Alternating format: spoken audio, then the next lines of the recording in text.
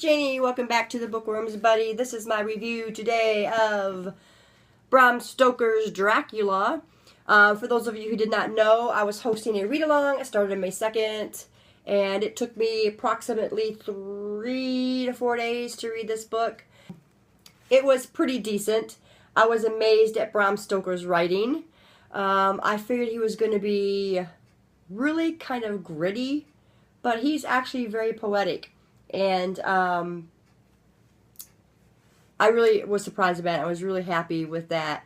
And I was also worried about the grammar and stuff being 1897. I thought it was going to be a little weird for me. And there were parts that were weird. Like, mostly it was when he had introduced the characters that had accents. And I kind of stumbled along there and had to reread lines because, like, one of them was missing H's in the front of his words. And so that was a little tricky. But other than that, the grammar was not too bad. I made it through that. Like I said, just the accented parts was really what was the worst. Something else, too, that bothered me a little bit was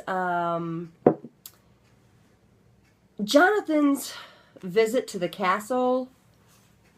It seemed like the very end, he had a last entry in there, and it seemed a little unfinished to me, and it left me wondering what all did Jonathan go through, because you don't really get much of a picture of that, I didn't think, and I felt like it was a little unfinished.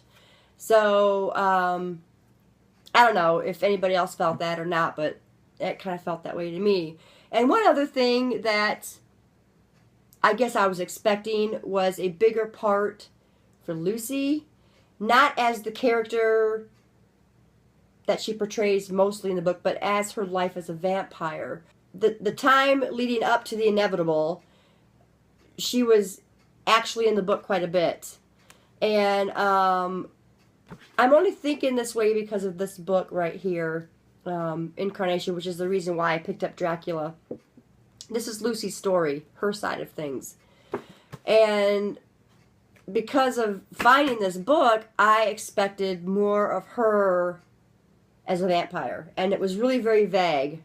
There was not a whole lot surrounding that at all. So I was a little disappointed about that. But you know what? If I never would have found this book, I probably never would have thought anything of that. So I don't think it's going to ruin anything for anybody that's not aware of this.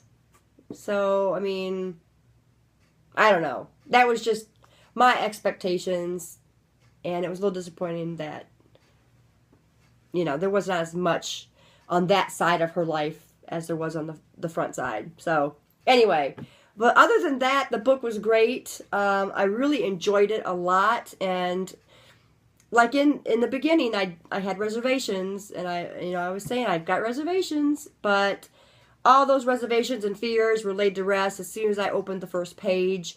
One of the things I really liked most was the creepiness and the sense of impending doom, like right when you start reading the book. And even throughout the book, even, you know, through their messages and their diaries, and you could still feel that air of creepiness. Knowing what they had to end up doing and the steps they had to take, that creepiness kind of stayed with the book, and I really loved that. And I just got on saying that things don't creep me out much anymore, but the beginning of this book really, really did that for me, so that was good. There were some kind of slow spots, but not to the point where it really takes away from the read, because there's enough involved in the book where it really doesn't matter those slow parts that come up, because it wasn't overwhelming. My favorite character in the book was Van Helsing.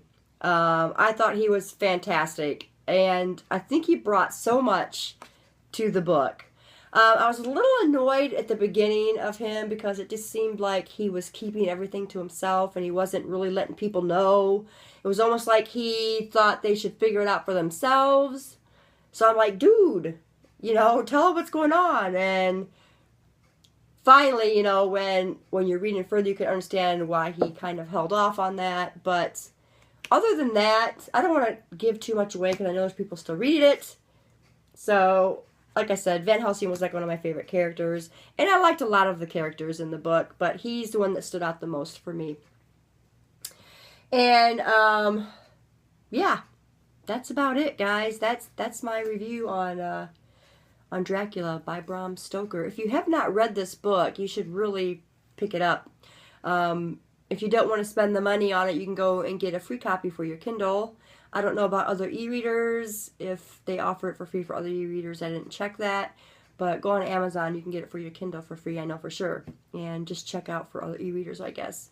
As far as Incarnation goes, I am 80 pages in. And it's okay. It's okay. I like Lucy's character in here a lot.